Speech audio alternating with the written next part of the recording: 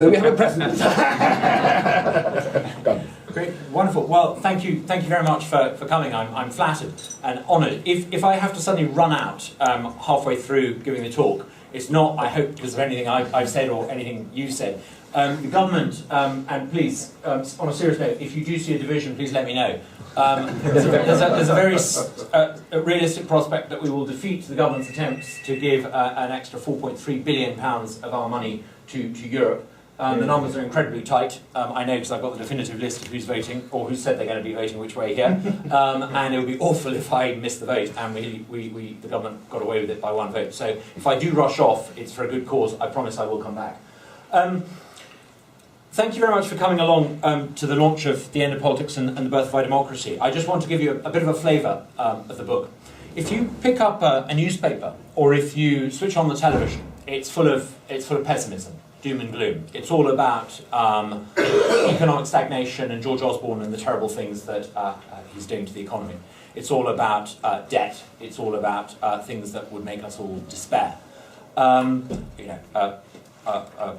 Heseltine's latest report and all sorts of awful things in the news. My message to you is don't be depressed.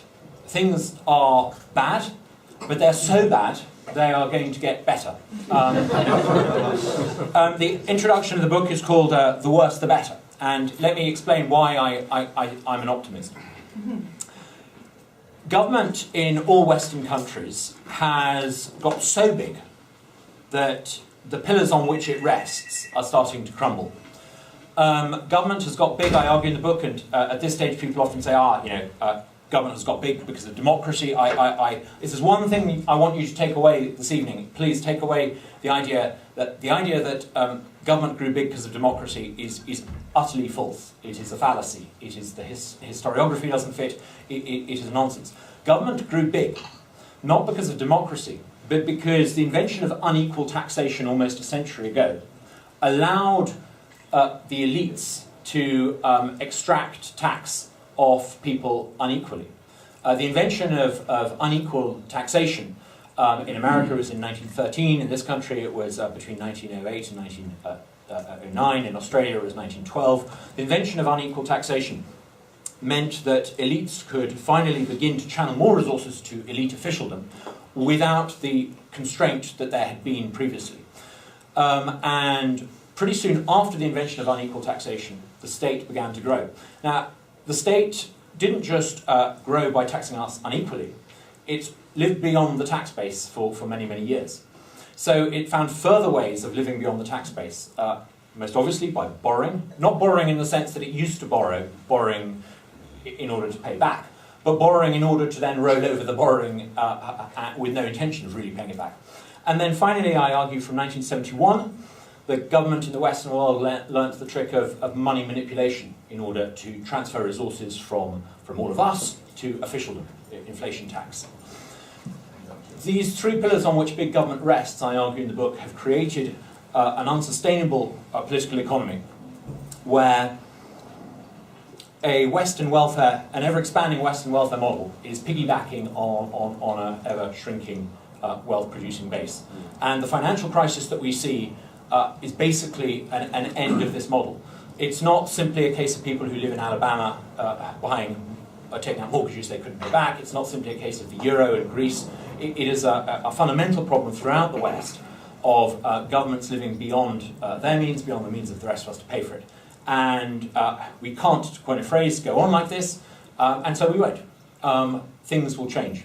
Now, the reason why I'm optimistic is because the digital revolution, and I argue in the book that there are three great technological revolutions in human history. The first was the agricultural revolution.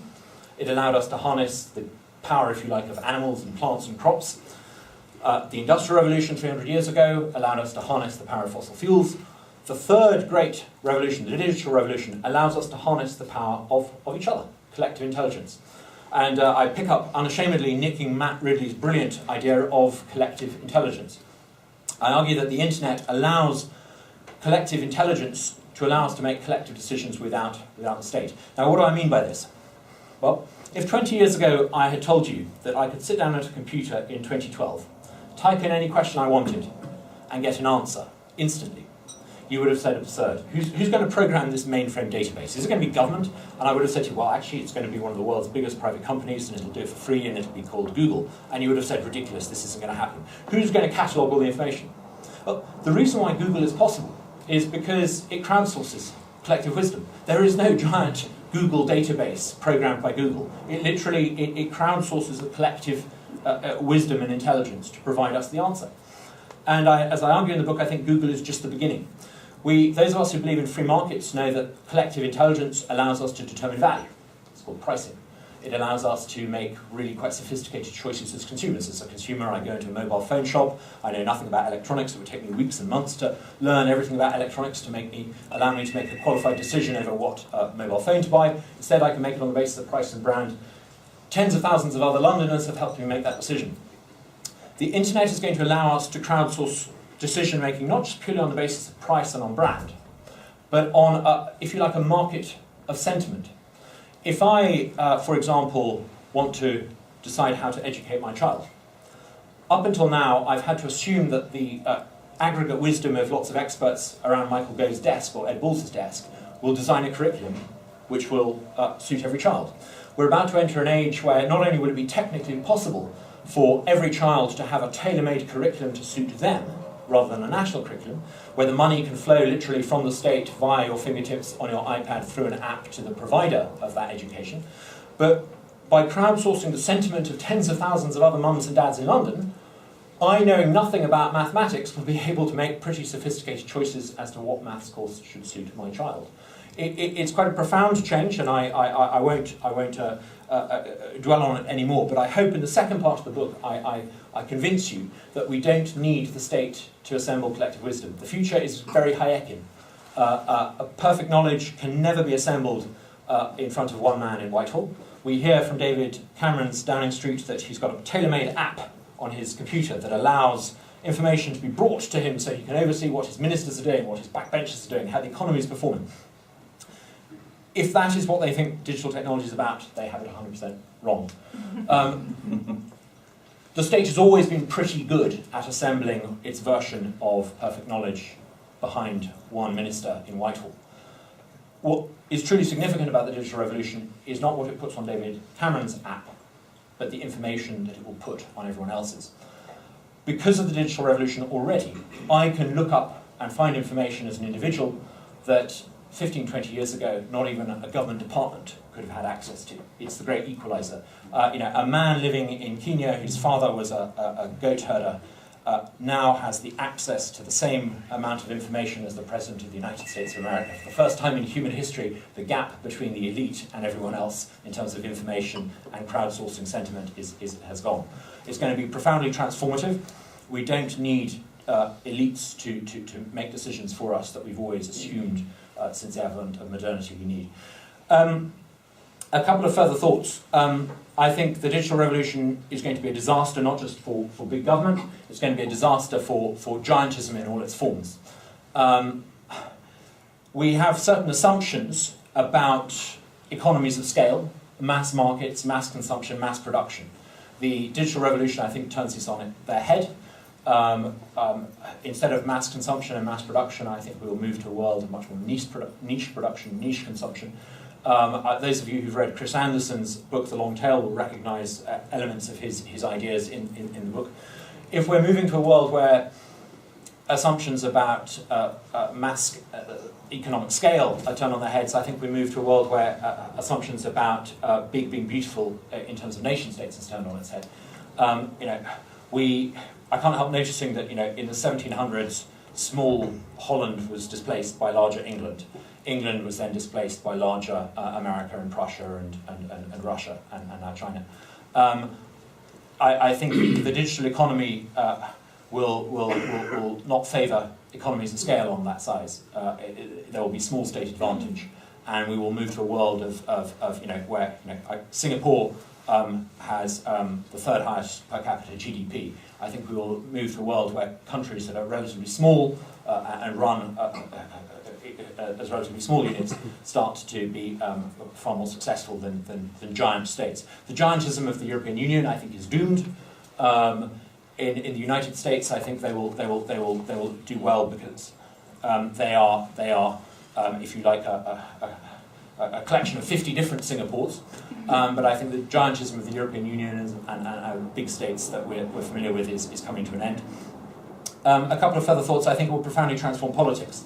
We're used to a world where politics is dominated by 2.5 party brands. Not only is it the case that I think there is an appetite for politicians that are niche and distinctive and particular and authentic. Boris Johnson is the example par excellence. We're also beginning to see people like George Galloway, who by no stretch of the imagination, he should not have won in Bradford West. He was able to, in his words, because we harnessed the internet. Our media was YouTube, it was email, it was online. We're moving to a world where I think politics will no longer be an exercise in 2.5 brands giving us very generic choices. We will start to see politics having to open up. We're going to start to see many more independent candidates. Like in all markets, the established players in politics will lose market share because of the internet, and they will either have to adapt and become open source parties, or they will continue to lose market share.